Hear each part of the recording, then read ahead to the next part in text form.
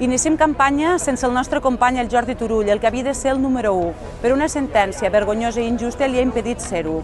Anem a Madrid a defensar la independència.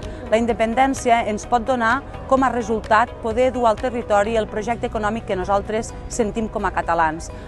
Sense projecte econòmic no tenim projecte social. Sense projecte social els joves i la gent marxen del territori i nosaltres hem d'evitar de totes aquest despoblament rural.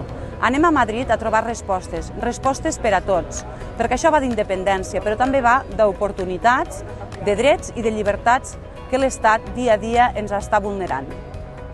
Davant d'aquestes propostes polítiques que defensarem i continuarem defensant a Madrid, no ens mourem del diàleg. Tenim aquest estat que amb el PSOE que s'ha posicionat en contra de Catalunya, descaradament en contra de Catalunya, de tot Catalunya, els catalans independentistes i els que no, i continuen tenint només això: repressió, persecució, més 155 i més a per tots.